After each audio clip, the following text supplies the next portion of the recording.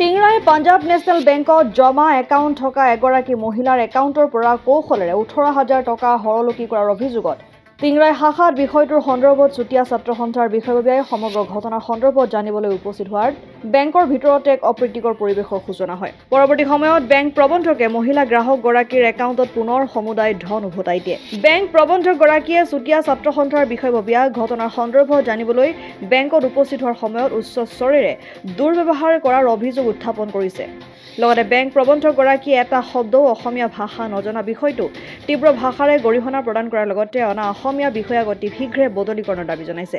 লগতে চুতীয়া ছাত্ৰ সন্থাই সমগ্ৰ বিষয়টোৰ সন্দৰ্ভত বেংক প্ৰবন্ধকৰ বিৰুদ্ধে ক্ৰাইম ব্ৰাঞ্চত এখনি লিখিত অভিযোগ দিয়াৰ কথা জানিবলৈ দিছে। আজি আমি তিনিচুকীয়াত আছিলোঁ। তিনিচুকীয়াত থাকোঁতে আমালৈ এটা ফোন আহিছে।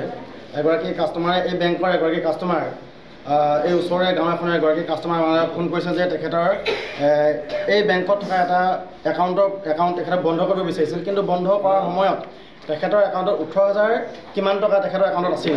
কিন্তু যেতিয়া একাউণ্টটো বন্ধ কৰিলে, একাউণ্টটো বন্ধ কৰিবৰ কাৰণে 5 দিনৰ আগতে এপ্লিকেশ্যন দিয়া আৰু সেই একাউণ্টত পইচা সোমাই আছিলে। কিন্তু একাউণ্টটো বন্ধ যোৱাকালি একাউণ্টটো বন্ধ হৈ গ'ল।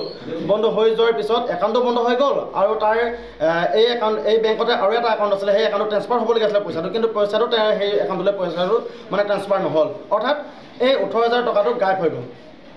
তাৰপিছত যেতিয়া কাষ্টমাৰগৰাকীয়ে এই তিনিচুকীয়াত থকা মুখ্য ব্ৰাঞ্চলৈ যেতিয়া গ'ল, তাত যেতিয়া নেকি তেখেতসকলে চাই তাত এই পইচাটো নাই। তেখেতে কৈছে যে এই পইচাটো থাকিবলগীয়া হৈছিল, কিন্তু নাই। যেতিয়া নথকাৰ পিছত যেতিয়া সিহঁতে ইয়ালৈ খবৰ কৰিলে, ইয়ালৈ খবৰ কৰাৰ পিছত আমি ইয়ালৈ অহাৰ আগতেই এই পইচাটো বঢ়াই দিছে। তেতিয়া গম পাই গৈছে যে ইয়াত এটা ডাঙৰ এটা চক্ৰান্ত চলি আছে। অঞ্চল গাঁৱৰ মাজত থকা এটা বেংক, এই বেংকটো যেতিয়া এনেকুৱা ধৰণে তাৰমানে আমাৰ ওচৰ পাজৰ যিখিনি গাঁও আছে, খাটি খোৱা যিখিনি যিহেতু আমি একাউণ্টটো পাইছোঁ জিৰ' একাউণ্ট, গতিকে এই খাটি খোৱা মানুহখিনি আচলতে হাঁচতীয়া ধনকেইটা তেখেতসকলে ইয়াত আত্মসাৎ কৰিছে। আৰু এটা ডাঙৰ কথা, আমি মেনেজাৰৰ লগত কথা পাতিছোঁ, তেখেতে অসমীয়া কথা ক'ব নাজানে। বহুত ডাঙৰ, বহুত দুৰ্ভাগ্যজনক কথা যে আমাৰ খাটি খোৱা লোকসকলে ইয়াত একাউণ্ট খুলিছে, কিন্তু অসমীয়াত তেখেতে কথা ক'ব নাজানে। তেখেতৰ নিজৰ যিটো সমস্যাখিনি অসমীয়াত কথা ক'ব পাৰিব লাগিব, কিন্তু মেনেজাৰৰ আমি দেখিছোঁ যে অসমীয়া কথা ক'ব নোৱাৰে। ইউপিআই তেখেতে ইয়াত দিছে। আমি গতিকে তেখেতক এইটোৱে কৈছোঁ যে অসমীয়া কথা ক'ব জনা প্ৰতিজন ইয়াত কৰ্মচাৰী অসমীয়া কথা ক'ব পাৰিব লাগিব। তেখেতক নিযুক্তি দিয়ক আৰু এনেকুৱা ধৰণৰ সম্পূৰ্ণখিনি না কৰক। আৰু আমি আজি ক্ৰাইম ব্ৰাঞ্চত আমি এখন এজাহাৰ দাখিল কৰিছোঁ আৰু সেই এজাহাৰৰ ভিত্তিত সম্পূৰ্ণ এই বেংকটোৰ সম্পূৰ্ণ যিখিনি অকল আজি এইটো কাষ্টমাৰ বুলি নহয়, যিমানখিনি হৈছে সম্পূৰ্ণ তন্নতন্নকৈ পৰীক্ষা কৰক।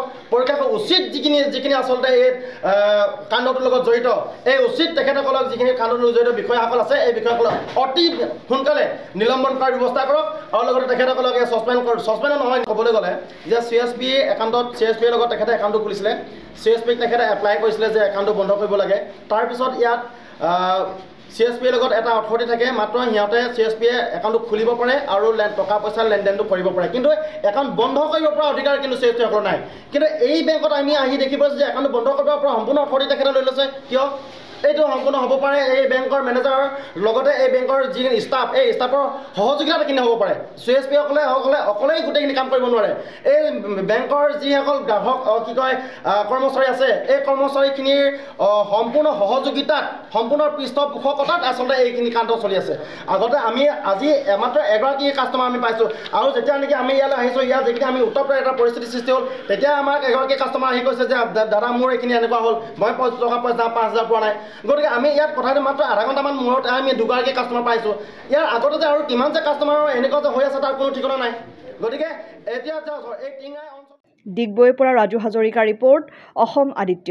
NKS হুণ্ডাইলৈ স্বাগতম। নৰ্থ ইষ্টৰ প্ৰথম GDSI 2.0 ফিচাৰ্ছ ডিলাৰ হৈছে NKS হুণ্ডাই।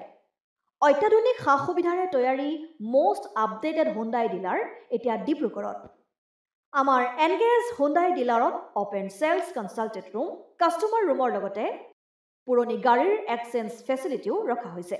ইয়াত চেলছৰ লগতে ছাৰ্ভিচ ছেক্টৰৰ সুন্দৰ সুবিধা আছে। প্ৰয়োজনীয় সকলো এডভান্স টুলছ, হুইল বেলেন্সিং, এলাইনমেণ্টৰ অত্যাধুনিক machine, post hydraulic lift, fully ট্ৰেইনমেণ্ট পাৱাৰৰ লগতে nitrogen gas filling facility, fully automatic car washer ফেচিলিটিও আছে।